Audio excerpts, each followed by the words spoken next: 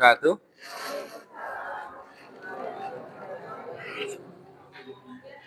Innal hamdalillah wassalatu wassalamu ala Rasulillah wa ala alihi wa ashabihi wa mawalah wa la haula wa la quwwata illa billah. Asyhadu an la ilaha illallah wahdahu la syarikalah wa asyhadu anna Muhammadan abduhu wa rasuluhu la nabiyya wa la rasula ba'dah. Qala Allah Ta'ala fil Qur'anil Karim, ya ayyuhalladzina amanu taqullaha haqqa tuqatih wa la tamutunna illa wa antum muslimun, amma ba'd. Kita panjatkan syukur kita kehadirat Allah Subhanahu wa taala atas seluruh nikmat, seluruh hidayah serta taufiknya kepada kita semua, sehingga pada kesempatan kali ini kita kembali dipertemukan oleh Allah Subhanahu wa taala, dan kita berharap pertemuan kita pada pagi hari ini Allah Subhanahu wa taala memberikan ridha dan juga pahala yang berlipat ganda untuk kita semuanya. Amin ya rabbal alamin. Salawat dan juga salam kita haturkan kepada junjungan kita, suri tauladan kita, Nabi besar Muhammad sallallahu alaihi wasallam, dan juga kepada seluruh keluarga beliau, sahabat beliau, dan seluruh umat beliau yang senantiasa berusaha untuk mengikuti beliau dengan baik dan benar hingga akhir zaman nanti. Bapak-bapak dan ibu-ibu, para santriwan dan santriwati Madrasah Lansia Al-Barakah yang semoga dirahmati Allah. Sebagaimana biasanya, sebelum kita mulai pelajaran kita, kami akan absen terlebih dahulu. Mohon bagi nama yang kami panggil untuk bisa menyampaikan kehadirannya. Bapak Agus Santoso. Tak kira mobilnya di depan, bukan? Ibu Ambar Hadiati, Ibu Andi Endang, Ibu Bektrianti, Ibu Devi, izin ya kemarinnya, Ibu Dwi Yuliarti, Ibu Eri Juliani Putri izin, Ibu Erni Maija, Ibu Eti Puji, Ibu Etika, Ibu Handayani, Bapak Harsono, Ibu Heni Yuniarti, Ibu Hikmastuti, Ibu Lis Ismiati. Belum?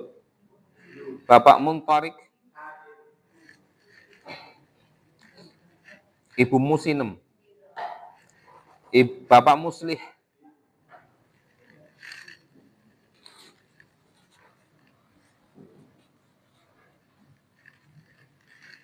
Bapak Pujiarto,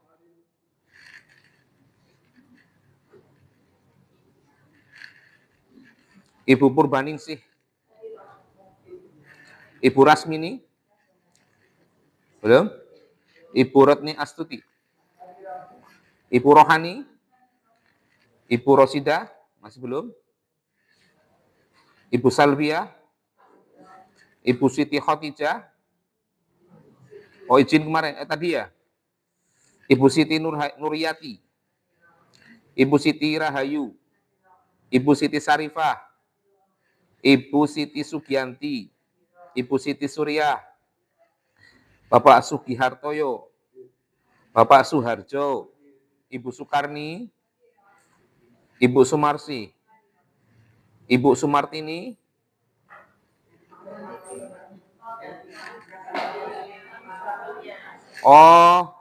ini yang mengundurkan diri.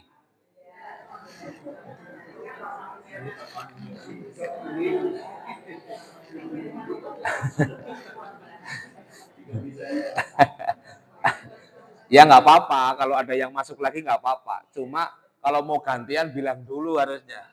Ini aplusan gitu kan bisa.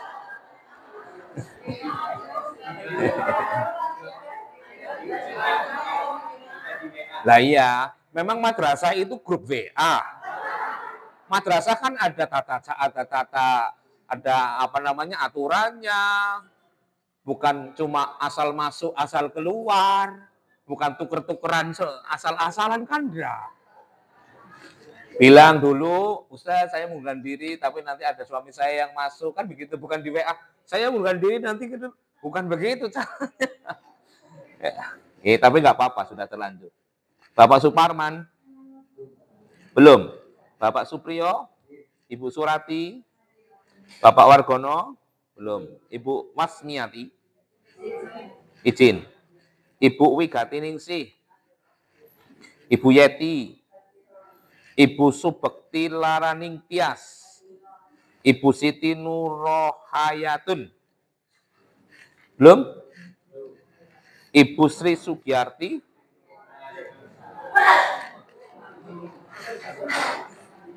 Ibu Sri Sugiyarti sudah? Nah, ini Bapak siapa ini? Haris, ya. Ya, siapa namanya? Aris. Muhammad Aristomo. Mamet Aristomo. Wah, ini Ustaz Firman tulisnya Aris apa Haris? Mamet Aristomo ya.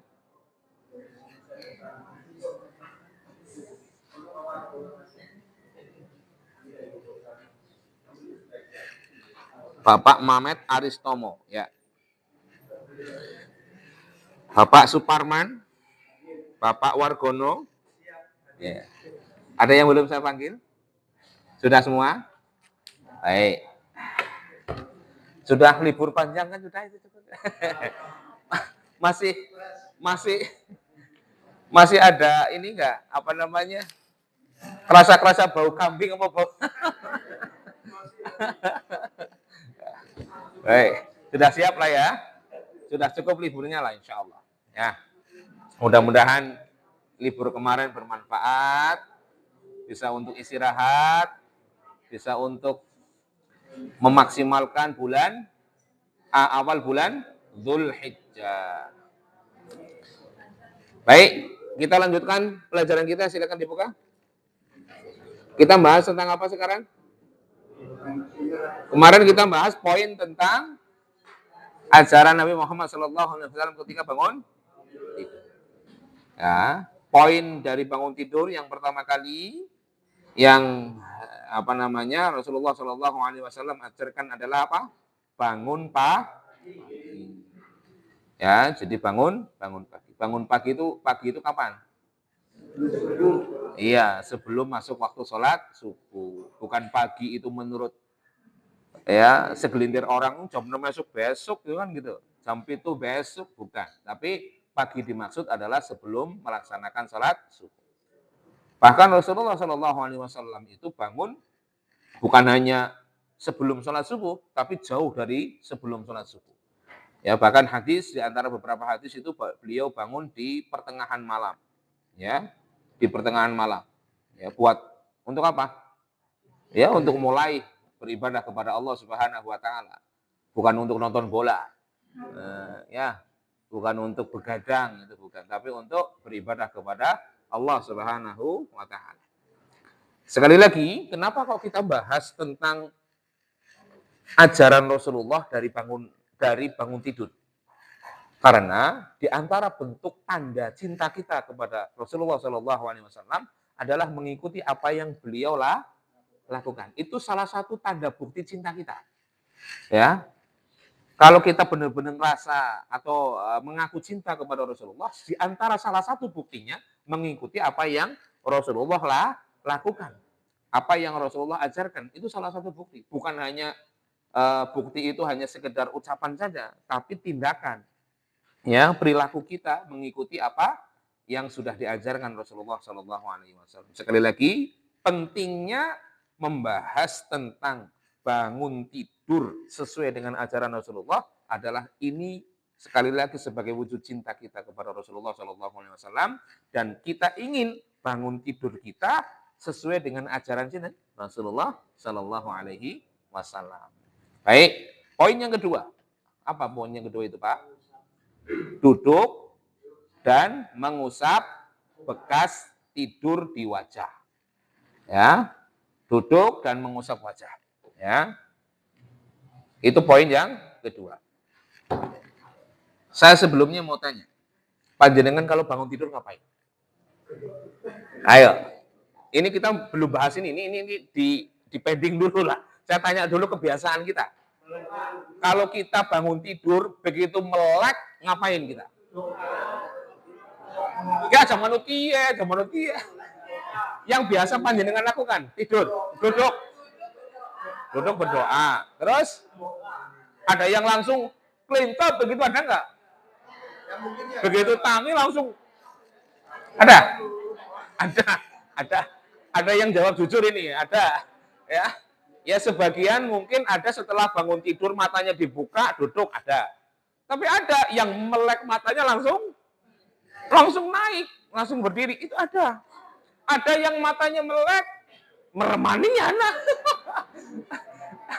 Sudah dibuka matanya, ngelihat jam, gitu ya. Jam 3:30 gitu. Gasiken, meremani gionten. Ada itu seperti itu. Atau matanya dibuka, nyari bantal guling, nyari selimut, ditarik maning, kemulan maning. Ada. Ya, jadi ini macam-macam ya. Kita juga pasti macam-macam. Yang kita lakukan setelah bangun tidur. Bangun tidur artinya setelah kita sadar dari bangun tidur. Apa yang kita lakukan. Makanya Rasulullah Shallallahu Alaihi Wasallam pernah nggak bangun tidur? Ya mesti pernah, karena beliau juga tidur. Ketika beliau tidur, pasti beliau juga bangun. Nah ini yang perlu kita bahas, bahwa Rasul ketika bangun itu bagaimana? Ya, apakah bangun melek tidur lagi? Ya, kayak Mbah Surip itu. Ya, sudahlah. Cukup nggak? Ya, cukup. Ya, ketika bangun, tidur lagi, ya, atau bangun terus ceklan HP. Ada nggak yang kira-kira bangun langsung deleng? Kadang-kadang nih, kok lebih sering iyanya apa lebih sering orang nih? Iya. Ya, jam, tapi anggaran tanda WA, gatel. Gini apa nggih? Begitu belengteng jam pira, jadi ana tanda WA, kepengin deleng. Kan gitu ya. Sebagian kita ketika bangun tidur kan seperti itu, ya. Kadang-kadang malah ada yang ketika tidur malah nggak pernah dengar nggak lagu dulu bangun tidur itu apa? Saya lupa itu. Ya bangun tidurku terus. Nah itu gitu. Orang ucek-ucek disit, orang. Ya kan? Itu kan dulu waktu kecil itu kan dicekoki lagu itu kan. Bangun tidurku terus mandi. Nah, itu padahal Rasulullah nggak seperti itu. Rasulullah bangun tidur nggak terus mandi. Kecuali memang harus mandi. Tapi kalau Rasulullah enggak, setelah bangun tidur, Rasulullah tidak langsung mandi. Ya. Dan sekali lagi, banyak manusia, ya, manusia secara umum ini. Secara umum banyak manusia yang menganggap bahwa bangun tidur ini bukan perkara aturan syariat. Bahkan ada loh kaum muslimin yang mengatakan itu. Mau tangi turu ben tak datur. Kan karep-karep buat tangi turu-turu maning kek. Arep tangi turu ceklan HP kek. Itu urusan saya. Enggak ada urusannya dengan syariat, ya. Menganggap bahwa bangun tidur itu ya terserah kita. Terserah yang tidur dan terserah yang bangun. Mau bangunnya seperti apa, terserah. Nah, ini banyak yang masih memiliki pemahaman seperti itu. Ya, menganggap bahwa bangun tidur itu bukan persoalan yang bisa mendapatkan kebaikan dari itu. Ya, padahal bagi seorang muslim, ya, dalam syariat muslim, bangun tidur itu bukan perkara yang tidak akan mendapatkan kebaikan darinya. Ya, bahkan bangun tidur ini dari mulai kita membuka mata, kita sudah bisa panen pahala di situ. Hanya membuka mata ketika bangun tidur. Ya, inilah diantara bentuk kesempurnaan agama Islam. Ya, karena diutusnya Rasulullah Shallallahu Alaihi Wasallam itu sebagai contoh terbaik bagi umat manusia.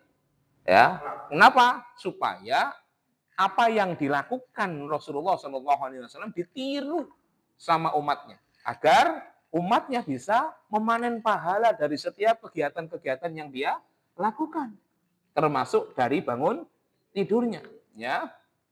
Kalau dia bangun tidurnya kok mengikuti apa yang dilakukan Rasulullah senantiasa, itu pahala banyak sekali. Ya, pahala banyak sekali. Padahal cuma hanya sekedar bangun tidurnya sama atau menyesuaikan sebagaimana bangun tidurnya Rasulullah SAW. Nggak banyak yang dilakukan, itu nggak banyak. Sama-sama bangun tidur. Cuma caranya mengikuti apa yang dilakukan Rasulullah SAW. Ya, di antara hadis yang menerangkan hal itu, hadis tentang cerita Rasulullah melakukan itu. Itu hadis apa namanya? Kan dulu pernah sampaikan, ajaran Rasulullah itu ada 3 macam. Apa saja? Ya, perkataan, perbuatan, persetujuan. Ini hadis tentang cerita Rasulullah melakukan. Berarti hadis masuk mana? Perbuatan.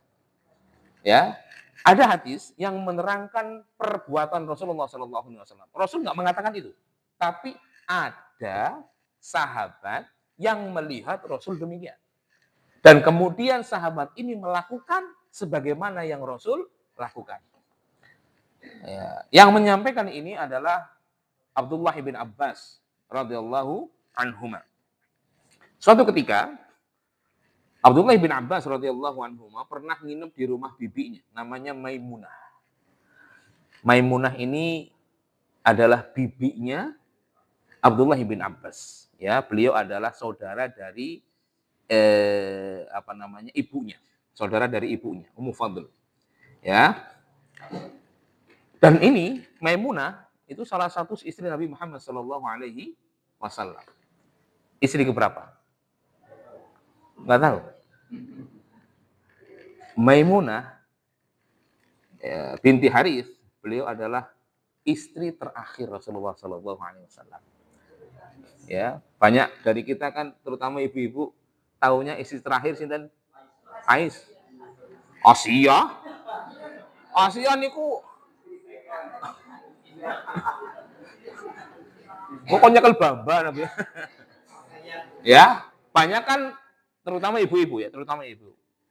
Memahami bahwa istri terakhir Rasulullah adalah Aisyah. Kenapa kok pemahamannya begitu? Karena paling nom.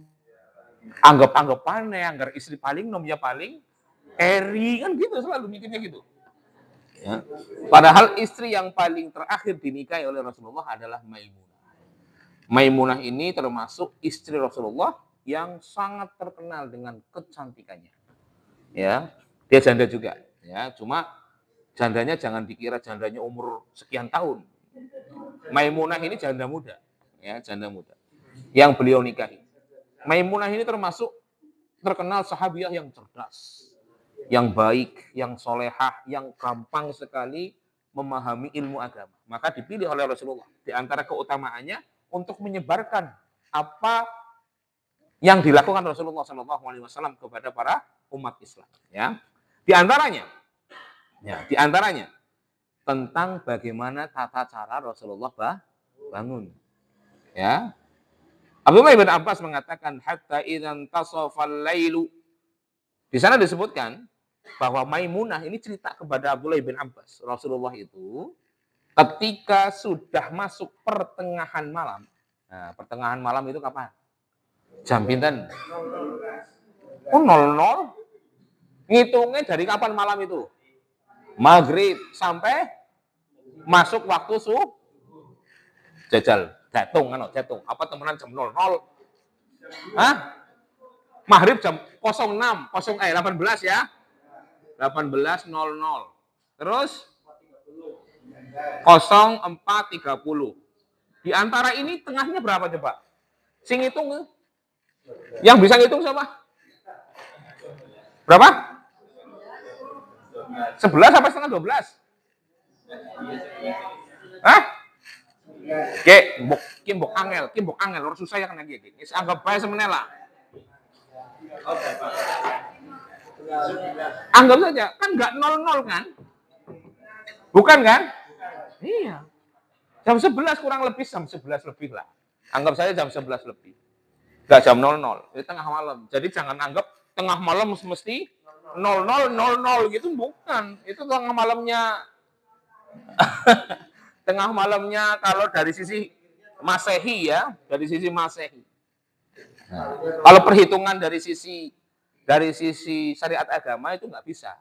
Ya, syariat agama penentuan hari itu kan dimulai dari sholat maghrib.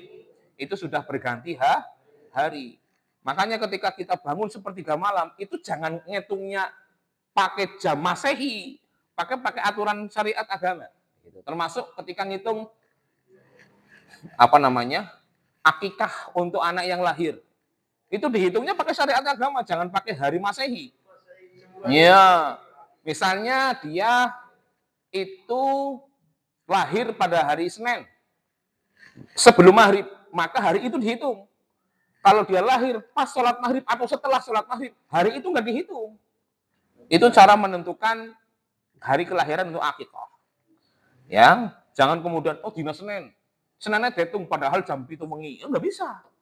Ya dihitungnya itu dia sudah masuk maghrib atau belum masuk maghrib. Itu seperti itu. Jadi ada hitung-hitungan. Disebutkan ya bahwa Maimunah radhiyallahu anha menceritakan hatta idzan tasafal lail, ketika sudah masuk pertengahan malam, istaiqadha Rasulullah sallallahu alaihi wasallam. Rasul bangun tidur tuh. Jadi Rasul bangun tidurnya kapan? Pertengahan malam, ya kurang lebih jam segitu ya. Nanti kan menyesuaikan maghribnya jam berapa, subuhnya jam berapa, kan kadang beda-beda nih, ya menyesuaikan. Fajalasa, yang dilakukan Rasul ketika istaikid, setelah matanya terbuka, itu duduk. Jadi yang dilakukan Rasulullah ketika bangun tidur, buka matanya, yang dilakukan seterusnya adalah duduk. Yamsahun nauma an wajihi biyadi, dan mengusap wajahnya dari bekas tidurnya dengan tangannya. Mengusap wajahnya dari bekas tidurnya dengan apa? Tangannya. Hadis riwayat Bukhari nomor 4570, Imam Muslim nomor 763, Imam Ahmad, Imam Nasai dan yang lain. Ini hadis yang menceritakan tentang apa yang dilakukan Rasul ketika bangun tidur. Perbuatan Rasul ketika beliau bangun tidur. Dan di antara hikmah yang sekarang baru diteliti gitu ya, waktu-waktu sekarang setelah Rasulullah meninggal dunia, adanya perkembangan teknologi, perkembangan pengetahuan alam, ya, ilmu tentang pengetahuan alam. Baru diteliti tentang hikmah Rasulullah bangun itu setelah matanya dibuka duduk. Apa hikmahnya? Ternyata di antara hikmah terbesar yang disampaikan oleh banyak ilmuwan, itu mencegah dari postural hipotensi. Apa itu postural hipotensi? Darah yang naik secara tiba-tiba. Jadi posisi darah ketika bangun tidur kan masih belum stabil. Ya, bulannya anak wong sing ngomong dari kurung genep apa, itu kan kadang-kadang begitu ya. Kurung tangi belum genep itu maksudnya bangun tidur tapi nyawanya kayak belum belum semuanya kembali. Jadi orang-orang kadang-kadang ngomong itu ngantur gitu. Ya. Jadi ketika seorang yang bangun tidur kemudian membuka matanya, dia berproses untuk menyetabilkan tekanan darah dengan cara duduk. Ya, ini di antara manfaat yang baru diketahui nih ya. Baru diketahui setelah Rasulullah meninggal. Ya, baru kali ini ternyata yang paling baik ketika bangun tidur itu nggak langsung begitu buka mata langsung lunga, itu bukan. Langsung berdiri atau langsung ke kamar mandi untuk mandi, itu bukan. Ya, tapi menyetabilkan darah. Makanya pernah nih suatu ketika kami punya saudara, beliau itu masih muda. Mungkin sekitar waktu beliau meninggal itu umur sekitar 35 atau 37 waktu itu. Jadi beliau itu diceritakan oleh istrinya, bangun tidur, itu nggak duduk. Bangun tidur langsung berdiri ke kamar mandi, mandi. Dan mandinya kepala lebih dulu. Ya. Qadarullah, ini qadarullah Allah takdirkan, beliau langsung pingsan dan meninggal dunia. Ya, di antara prediksi dokter karena tekanan darahnya yang tidak stabil. Itu di antaranya ya, wallahu a'lam bishawab. Ya. Mungkin dari situ kita bisa ambil sedikit kesimpulan bahwa orang yang bangun tidur memang perlu ada gerakan-gerakan untuk menyetabilkan darah. Tekanan darah. Di antara gerakan yang diajarkan Rasulullah SAW untuk menyetabilkan tekanan darah itu adalah dengan duduk. Ya terserah duduknya mau selonjor ke arah silah, ke arah terserah lah. Pokoknya duduk aja. Ya, duduk di amben kayak duduk di bawah terserah. Mau yang penting duduk. Karena duduk ini ternyata bisa menyetabilkan tekanan darah. Ya, tekanan darah. Dan itu termasuk tekanan darah yang masuk ke dalam otak, masuk ke mana-mana, pengaliran-aliran darahnya itu, ya, tidak kemudian melakukan gerakan-gerakan yang ekstrim setelah itu, ya, wallahu alam efeknya bisa buruk lah, bisa tidak baik. Bahkan di antara dokter yang menyampaikan penelitian tersebut, efek orang akan mudah pingsan di antaranya karena itu tadi. Gerakan ekstrim setelah bangun tidur. Gerakan ekstrim itu maksudnya langsung banyak bergerak lah setelah bangun tidur. Itu di antaranya. Kenapa? Karena darah yang belum stabil. Dan zaman dulu Rasulullah itu nggak tahu yang seperti itu. Nggak tahu ini efeknya akan pingsan, ini efeknya akan ini, nggak tahu beliau.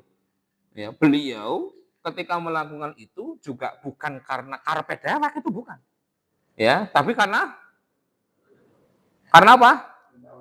Ya karena Allah Subhanahu wa taala yang menginginkan itu. Ya.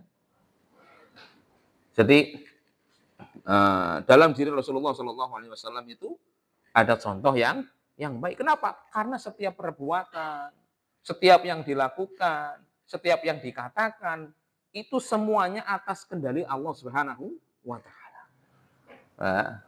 Jadi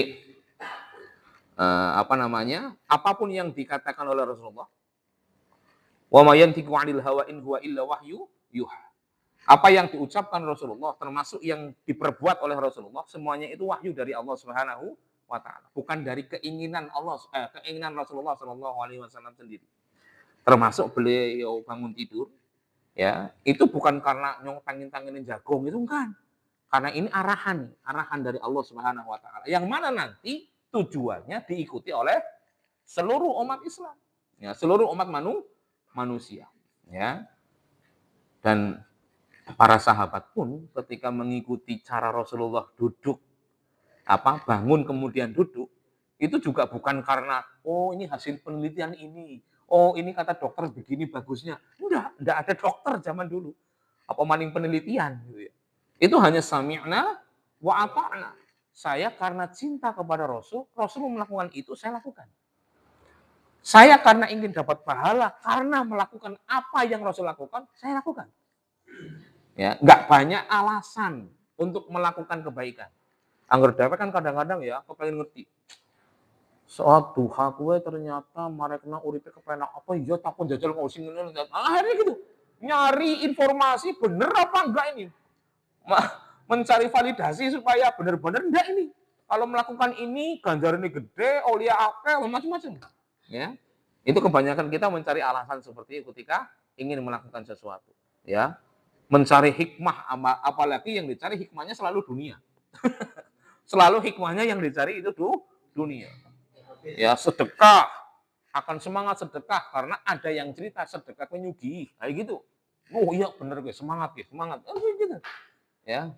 Padahal para sahabat ketika melakukan amal soleh dan semangat melakukannya, itu bukan karena ada testimoni dari orang bahwa ini akan mendapatkan begini, bukan. Tapi memang karena Rasul melakukan dan dia ingin melakukan sebagaimana yang Rasul lakukan. Ya, itu setelah membuka mata, kemudian apa? Duduk. Ya, setelah duduk kemudian mengusap wajah. Dari apa? Bekas tidur. Ya, bekas tidur itu apa maksudnya? Ciloh. Nah, cara mudah lah. Ciloh kalau bekas iler misalnya kan anak nggak bekas tidur sih apa sih? Ya ketet bok ya, bangsanya ciloh ketet sama lah. Enggak, saya tanya, bekas tidur yang panjenengan maksud itu apa? Yang panjenengan tahu apa? Selain itu tadi, selain ketet sama bekas iler itu. Hah? Ya bekas tidur misalnya mungkin anggar turunan yang tiker nginget sama. Ya, intinya kalau seseorang yang tidur pasti ada bekas-bekas yang menunjukkan dia setelah bangun tidur. Maka bekas itu yang dia hilangkan. Termasuk yaitu ketet itu tadi, alias ciloh itu tadi. Kudu pelek nih, sanes pelek ya. Intinya itulah.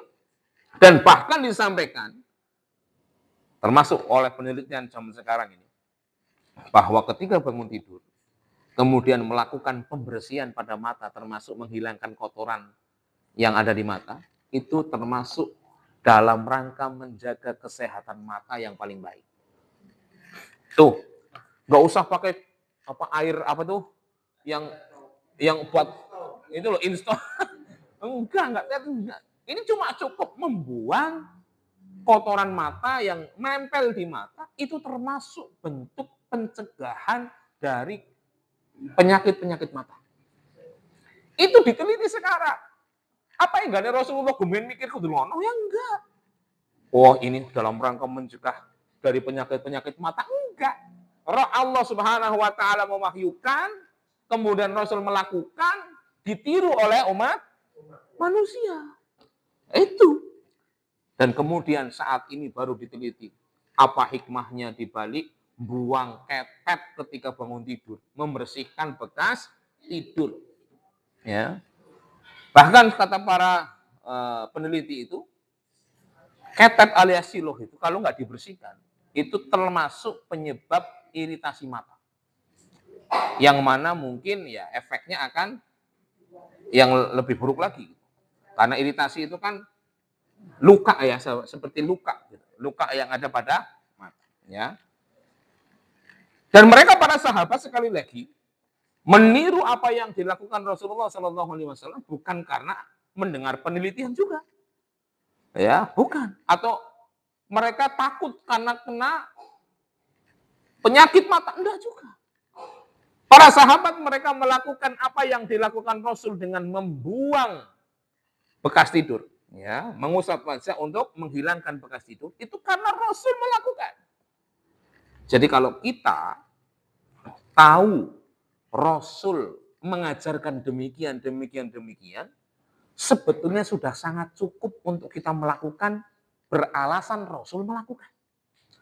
Nggak usah terlalu banyak cari alasan untuk supaya kita lebih semangat melakukannya.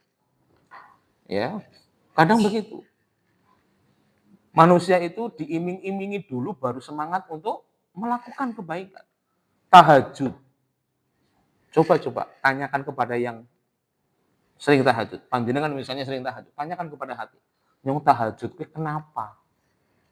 Apakah karena motivasi orang lain kita tahajud kuwi uripe dadi kepenak, esuk-esuk gangsar rezekine nembe tahajude ndeles, mantep.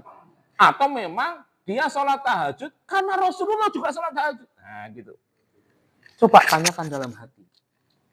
Seperti apa dan alasan apa ketika kita melakukan kebaikan? Apakah alasannya karena Rasul melakukan atau alasannya karena ini dan itu yang sifatnya duniawi?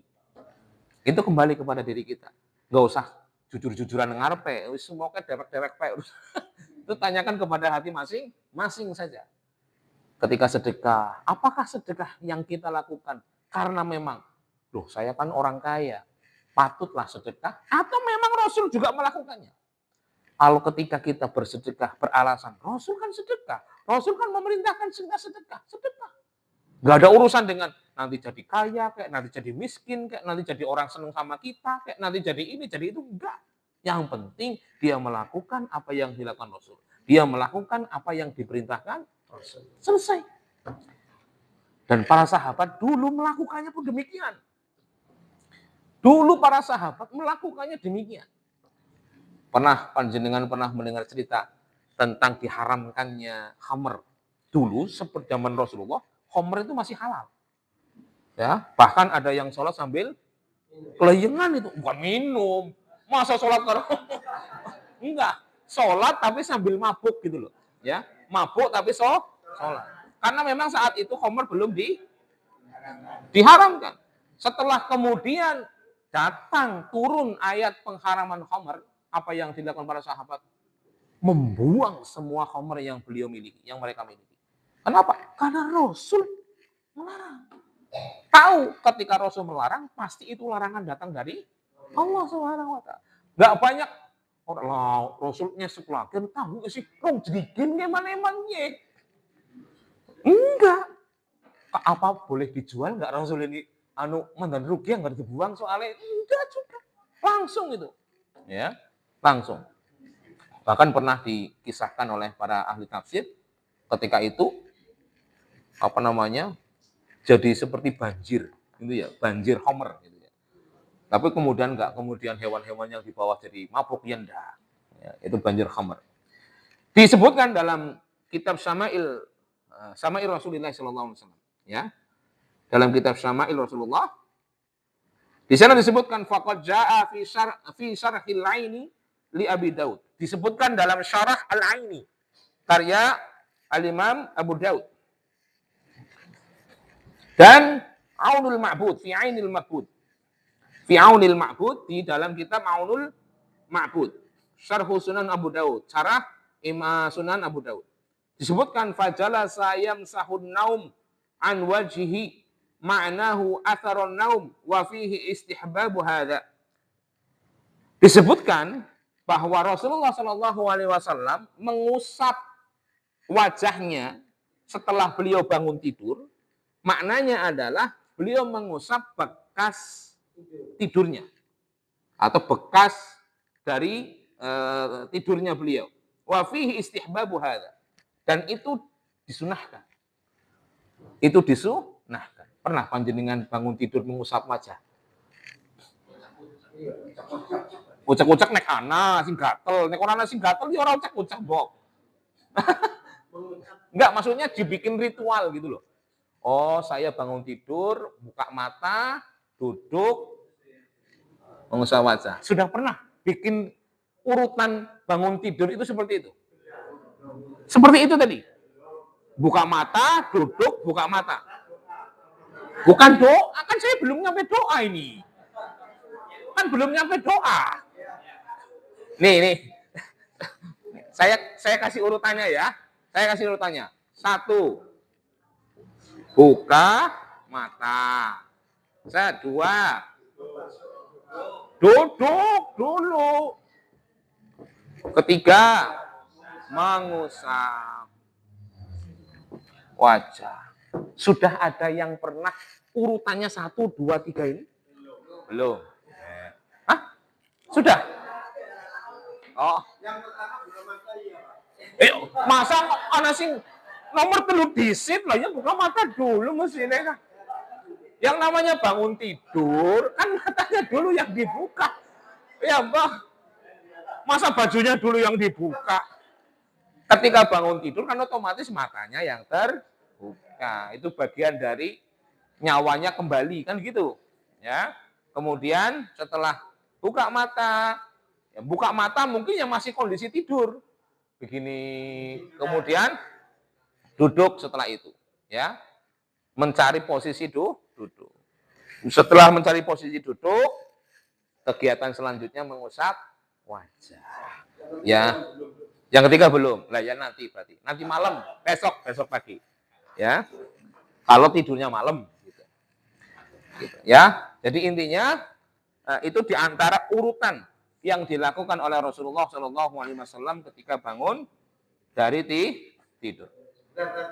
Ya. Kalau orang membangunkan supaya nilai ibadah itu bagaimana? Membangunkan seseorang Kalau membangunkan nanti, ini yang penting bangunnya dulu. Kan namanya membangunkan kan kita bangun dulu, Bok. Masa mau membangunkan orang lain kita belum bangun? Itu nanti urut-urutan dong. Ini yang bangun yang membangunkan dulu. Yang mau membangunkan bangun dulu. Nah, ini cara bangunnya. Gitu. Ya, cara bangunnya. Ya. Jadi termasuk ibu-ibu, bapak-bapaknya. Sekali lagi, ini bukan wajib. Ya. Ini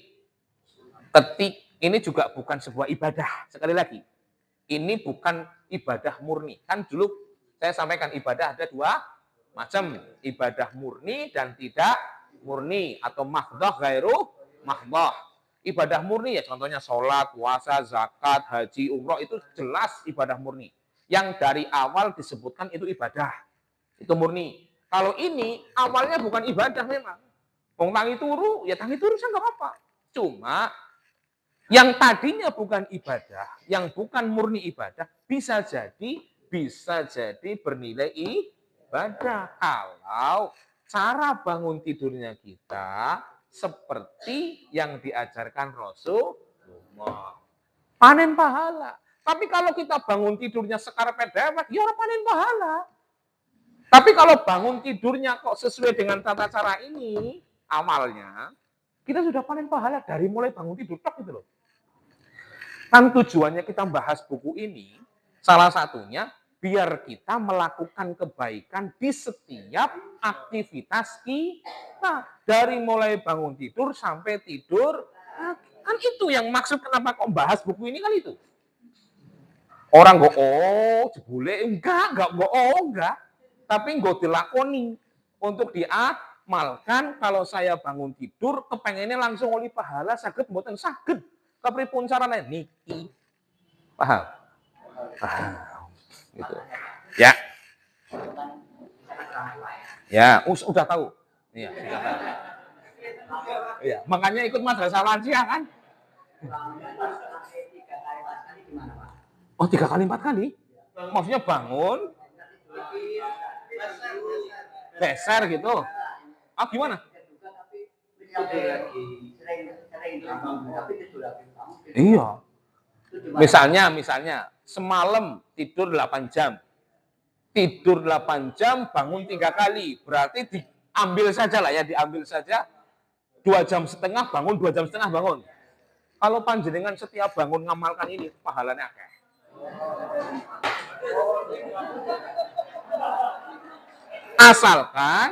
Asalkan memang terbangun dari tidur. Ya, bukan tiduran. Beda loh ya. Tiduran dengan tidur itu beda. Wis tangi tapi leyeh-leyeh nang kasur. Itu beda, itu tiduran namanya. Ya, ini maksudnya tertidur sudah pules, ya, sudah nyawa sudah kecabut gitu ya, bukan kecabut meninggal tapi kecabut pindah ya di tangan Allah Subhanahu wa taala, dan kemudian kembali lagi tuh nyawanya. Bangun, lakukan ini. Semakin panjenengan bangun berapa kali? 3 kali melakukan ini, semakin banyak pahala. Gitu ya. Jadi ini memang adalah di antara yang dilakukan Rasulullah ketika bangun tidur. Bangun tidur mau berapa kali ya? Yang dilakukan Rasulullah ini. Gitu. Pak, tidur malam apa tidur pagi? Pokoknya tidur lah, saya baik. Ya. Pokoknya tidur. Ya. Ini tidur yang secara normal loh ya. Ini maksudnya tidur yang normal. Kalau yang nggak normal misalnya turun neng kursi gitu ya. Ya, tidur di kursi kan langsung duduk gitu. Ya, langsung duduk kan. Ya, posisinya berarti ketika membuka mata, ya, kemudian dia sudah langsung duduk, langsung mengusap wajah. Nggak usah pindah duduk dulu di mana, nggak usah. Ya, ini kalau yang normal-normal saja, tidur di atas kasur atau di atas lantai, ya. Baru ketika setelah buka mata, kemudian duduk, posisi duduk pun tidak dijelaskan di situ. Duduk seperti apa? Ya, makanya ketika tidak dijelaskan nggak usah tanya. Nggak usah tanya kayak apa bentuk jagungnya, itu nggak usah. Cukup ketika sudah diterangkan duduk, ya kita memahami duduk seperti umumnya. Ya, mau sila, mau selonjor, mau uncang-uncang, apa terserah. Yang penting posisi duduk. Ya, posisi duduk itu, sebagaimana tadi dijelaskan, itu untuk menstabilkan darah. Kemungkinan, ya mau alam mungkin kan setiap orang berbeda-beda ya. Dalam arti berbeda-beda itu kebutuhannya. Untuk menstabilkan kondisi darah ya, genep itu, ya nyawanya semuanya sudah kumpul, itu kan berbeda-beda. Mungkin kalau orang yang capek, ya mungkin butuh waktu lebih lama gitu ya. Intinya posisi ketika duduk, badan itu sudah terasa sudah lebih nyaman gitu ya, sudah lebih nyaman. Ya, itu waktunya yang nggak disebutkan juga di situ berapa menit, 2 menit, 3 menit, enggak disebutkan. Yang penting kondisinya di antara hikmahnya yang disampaikan oleh para ahli kesehatan, ternyata duduk itu dalam rangka untuk menstabilkan tekanan darah. Ya, tergantung kondisi yang sehat sama yang tidak sehat atau yang umurnya sekian dengan umur sekian. Termasuk kepada anak-anak, Bu, Pak, ya, ibu-ibu lah, bapak-bapak sih jarang kayaknya karo anaknya ngemut-ngemut nak. Ya, tapi ya kudunya wajib. Ya, sama Pak ibu-ibunya kalau bangunin anak diantaranya disuruh melakukan seperti ini. Ya, dilakukan bangun matanya, kemudian disuruh duduk, kemudian diajarkan mengusap wajah, gitu ya, mengusap wajah. Ya. Dan termasuk mengajarkan kepada siapapun, termasuk anak-anak kita, cucu-cucu kita, mereka bangun melakukan seperti ini, itu memang karena iman. Memang karena Rasulullah mengajarkan atau karena memang Rasulullah melakukan. Nah, Rasul bangun tidurnya dulu kayak gini. Kita kalau ngikut cara Rasul bangun tidur pahalanya banyak lah. Ayo, bangun tidur aja dapat pahala. Nah, ayo semangat, semangat, semangat gitu. Ya, bapaknya ngajarin, ibunya ngajarin. Insya Allah anak-anak juga akan semangat untuk mempraktekkan atau mengamalkan. Insya Allah. Masalahnya kadang itu tadi bapak ibunya nggak mengamalkan, tapi perintah maring anake. Nah, kenapa Pak? Cara kon ini ku napa? Ngajar orang lakoni. Ya, ya. Ngajar tapi mboten nglakoni. Itu kebanyakan orang tua. Mas ngaji mana aku jadi pinter dewek orang ngaji. Ya. Ikro mana aku jadi teng maca Quran bapak. Ora teng maca Quran ora gelem sinau. Gak ikut madrasah lansia gitu ya. Ya. Ini fenomena Pak, Bu ya. Jadi intinya gini, ketika kita melakukan ajaran Rasulullah dengan niat memang Rasulullah melakukan itu pasti kebaikan. Pasti kebaikan. Nggak mungkin kita dapatnya kejelekan, itu nggak mungkin sudah. Nggak mungkin sudah. Rasulullah melakukan ini, Rasulullah mengerjakan ini. Kok ikut melakukan itu karena Rasul melakukan, karena Rasul mengajarkan. Tanpa kita ketahui hikmahnya, tanpa kita ketahui alasan-alasan duniawinya, kita langsung mengerjakan karena itu, pasti kita dapat banyak kebaikan. Itu pasti. Itu pasti. Ya. Jadi apapun yang Rasulullah lakukan, kita kemudian mengikuti perbuatannya tanpa kita mencari tahu alasan melakukannya, itu pasti kebaikan. Karena Rasulullah pernah menyampaikan dalam sebuah sabda Nabi Muhammad SAW, taraktu fikum amrain. Ya, aku tinggalkan untuk kalian umatku, umat Islam, dua perkara. Lan tadillu ma tamassaktum bihima. Kalau kalian berpegang teguh dengan keduanya ini, tidak akan pernah tersesat, tidak akan pernah sengsara, tidak akan pernah mendapatkan kejelekan, keburukan. Apa dua perkara itu? Kitabullah wa sunnatu Rasulillah. Pertama kitabullah Al-Quran. Yang kedua ajaran Rasulullah. Kan kita sampaikan juga kemarin kan. Ajaran Rasul ada tiga. Nggak cuma satu bentuk. Ajaran itu bukan hanya perkataan Rasul tok. Juga termasuk perbuatan Rasul kita ikuti. Termasuk persetujuannya Rasul juga kita ikuti. Ya, intinya apa yang dikerjakan Rasul kita ikuti, kita nggak akan rugi. terkait hukumnya sunnah, wajib apa, kita tidak sampai ke sana lah. Ketika kita tahu bahwa Rasul melakukan itu, kita kerjakan pasti untung. Pasti baik. Maaf ya, ini saya minta maaf. Ketika Rasul mengajarkan tentang berjenggot, baik nggak berjenggot? Baik nggak berjenggot? Baik. Makanya nggak usah kemudian meributkan jenggot wajib, jenggot sunnah, jenggot, nggak usah diributkan itu. Yang penting kita melakukan ketika Rasul melakukan. Selesai. Dan itu pasti baik. Dan itu pasti baik. Ya. Rasul ketika bepergian jauh, beliau sholatnya di jamak. Bahkan bukan jamak kok, tapi jamaknya di qashar. Kita melakukannya, itu pasti baik sudah. Nggak usah kemudian ributkan. Ini kan kalau perjauhannya jauh banget. Ini kan kalau kita nggak sempat. Ini nggak usah meributkan itu. Yang penting Rasul melakukan itu, kita lakukan. Itu pasti baik.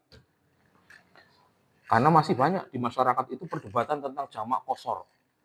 Ketika sudah, kan anggar masjid angel. Masjid siki akeh, ngapa jamak qashar? Pirang-pirang gari mandek tok. Itu logika kan? Tapi Rasul melakukan itu. Kita nggak mikirin itu logikanya.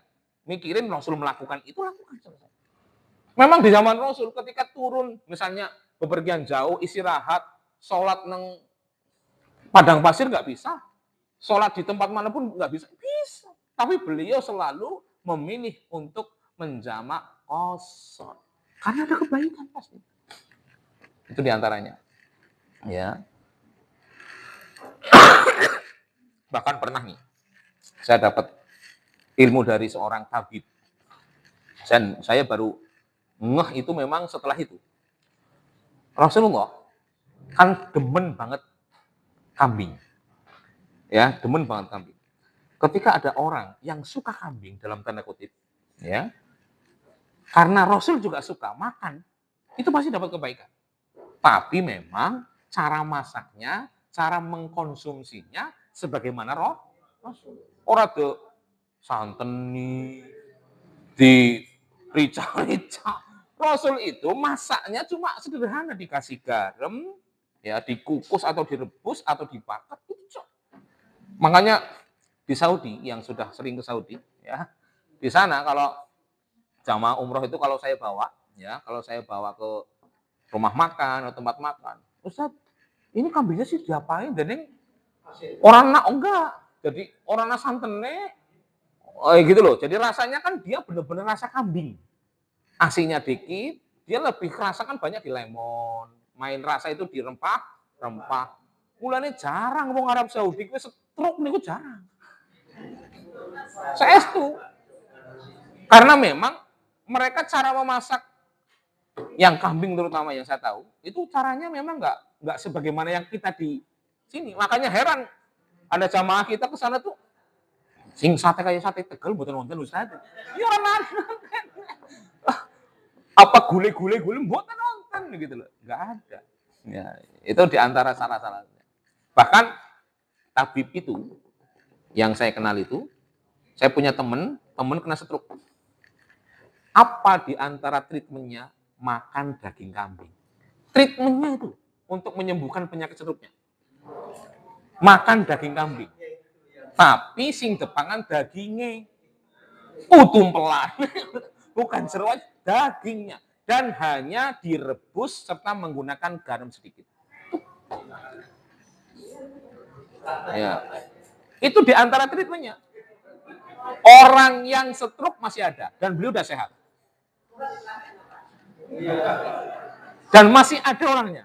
Teman saya yang kena stroke itu masih ada, masih sehat. Beliau masih beraktivitas seperti biasa.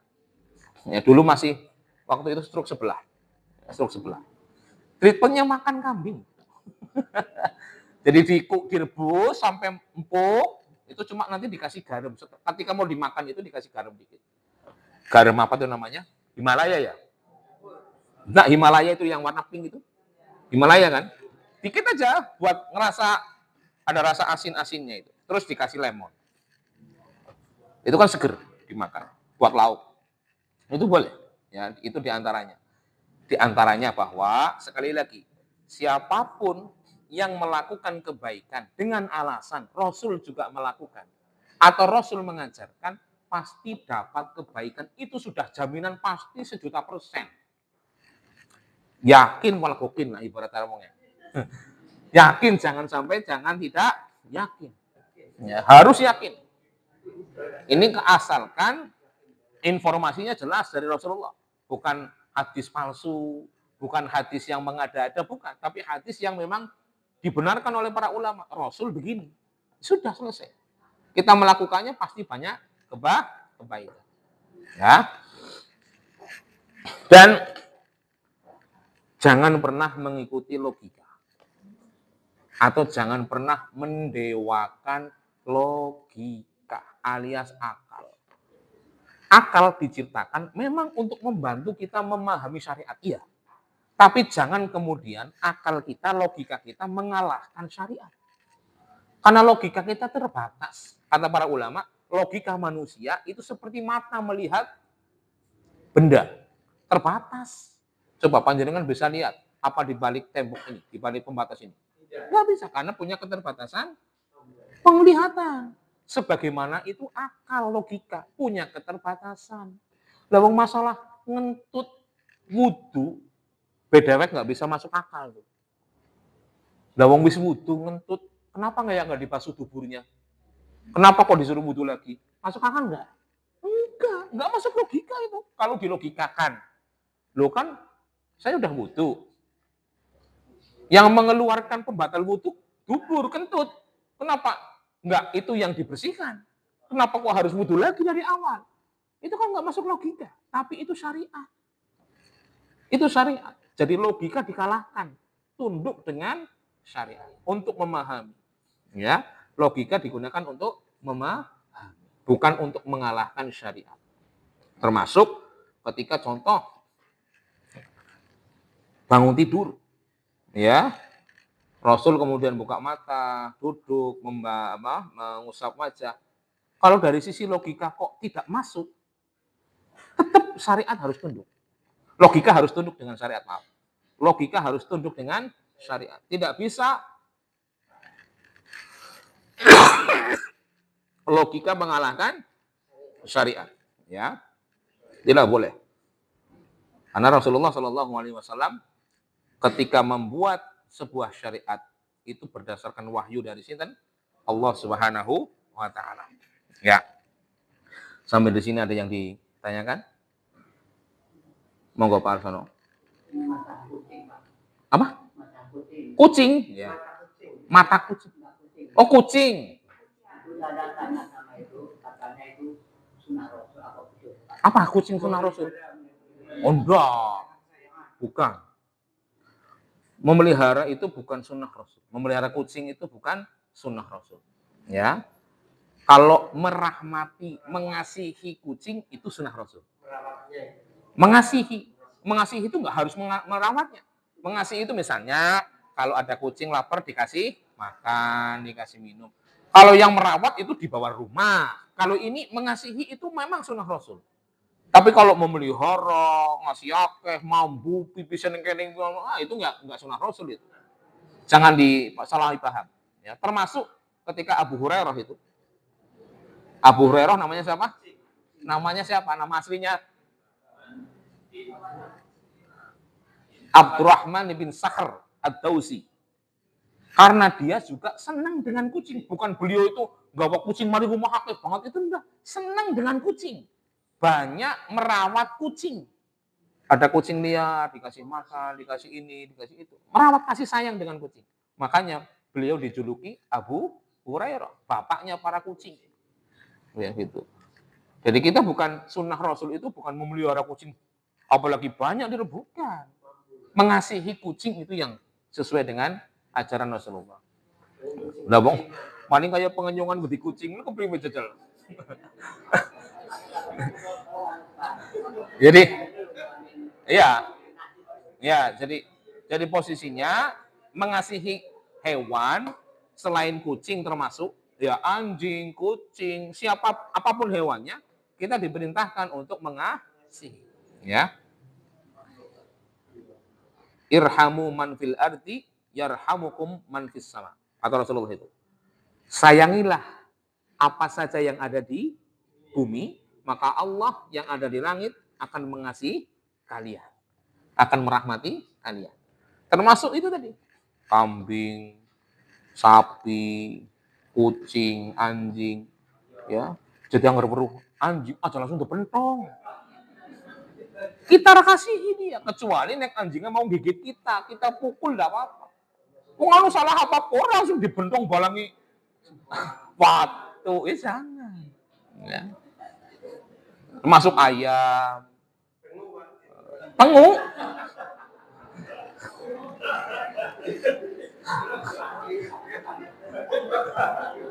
Ya Allah ya. Kepikiran betul tengu gitu. Ya. Nggak kayak ayam misalnya contoh ya. Kan ayam itu kan sering di ini ya, sering di apa namanya, dizolimi gitu ya. Contoh ada orang yang megabah ya di jalan.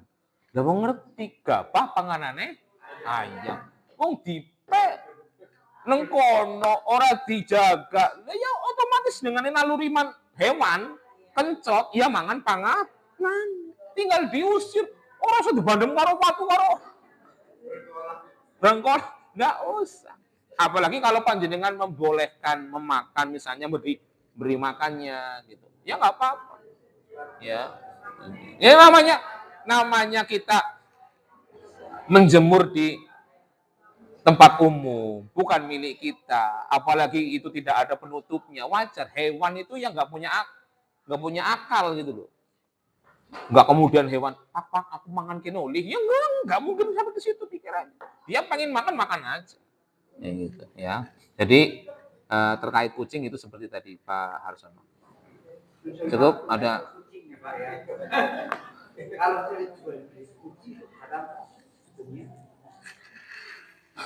Jual beli kucing khilaf para ulama. Khilaf para ulama. Sebagian menghalalkan, sebagian mengharamkan. Alasannya mengharamkan karena kucing diharamkan.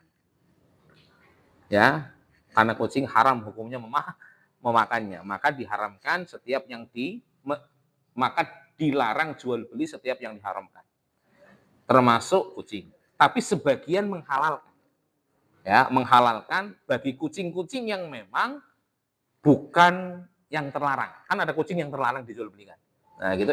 Bagi kucing yang tidak terlarang dalam arti kucing peliharaan, itu masih ada sebagian ulama yang membolehkan jual beli. Wallahu a'lam bishawab. Gitu. Ini kita bukan ranahnya memperdebatkan mana yang benar mana yang salah ya. Wallahu a'lam bishawab. Sudah cukup? Ya, setelah apa? Dinyatakan haram dan tidak karena tidak menjadi adopsi bilangnya apa itu? Supaya apa namanya? Sah itulah.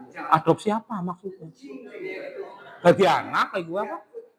Enggak maksudnya pindah supaya kepemilikannya jelas gitu. Kesan haram itu loh Pak. Jadi bilangnya ini diadopsi aja ya gitu. Kalau ganti uang kayak gitu. Itu kan memanipulasi sebetulnya. Mengganti nama saja. Mau diganti namanya pakai apa tetap nggak boleh.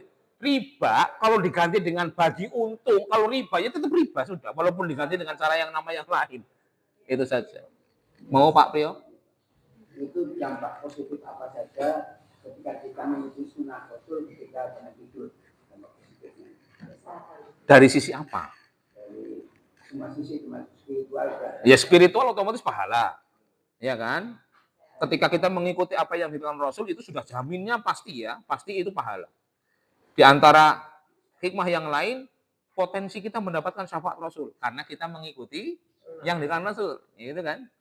Potensi yang lain nanti kita diakui di telaga Kautsar, di telaga Rasulullah kita diakui menjadi umatnya. Oh itu umatku yang di dunia ngikuti aku, gitu kan? Di antara hikmahnya kan banyak sekali. Ya, turunnya rahmat dari Allah Subhanahu wa taala karena rahmat Allah turun kepada orang-orang yang mengikuti ajaran Rasulullah SAW. Banyak sekali kebaikan-kebaikan dari sisi spiritual. Tapi dari sisi dunia, wallahu a'lam bishawab, yang saya sampaikan tadi itu diantaranya. Ya kesehatan. Ya kesehatan. Karena memang itu baru muncul ya tidak jauh dari sekarang, alias jauh dari zaman Rasulullah SAW. Maka yang perlu kita masukkan ke dalam hati kita dan kita yakini terus bahwa ketika kita melakukan kebaikan yang dilakukan Rasulullah SAW, pasti itu kita akan panen kebaikan dari sisi spiritual lah ya, dari sisi agama, dari sisi syariat, itu pasti akan begitu. Jadi jangan pernah ragu kalau Rasul melakukan ini dan kita melakukannya, kita pasti dapat banyak kebaikan. Jangan ragu masalah itu. Nah, itu prinsip kita saja. Oh, Rasul melakukan ini, saya ingin lakukan. Karena saya kepengen dapat pahala. Nggak usah berdebat tentang hukum-hukumnya. Ya, nggak usah berdebat, oh, anggar kaki kan wong kiye, anggar kaki wong kiye. Nggak usah berdebat itu. Pokoknya Rasul melakukan itu, kita berusaha mengikuti, pahala. Selesai. Jangan ada jangan ada yang melatar belakangi terkait dengan organisasi, kayak terkait dengan hukum-hukumnya, kayak terkait perdebatan ulama ini dan itu. Nggak usah. Kita nggak usah melihat itu. Sekali lagi, motivasi kita melakukan kebaikan hanya cukup sekali dengan Rasul melakukan, Rasul mengajarkan, Rasul mengatakan, Rasul menyetujui, selesai. Kita lakukan, aman. Gak usah kemudian kita cari alasan yang lain. Itu sudah sangat cukup menjadi alasan kita melakukan. Bisa dipahami? Ya, jadi ini baru awal ya. Kita baru bahas tangi turu. Ngasih turu maning ini sih susah banget. Kita baru bahas melek ketika bangun tidur.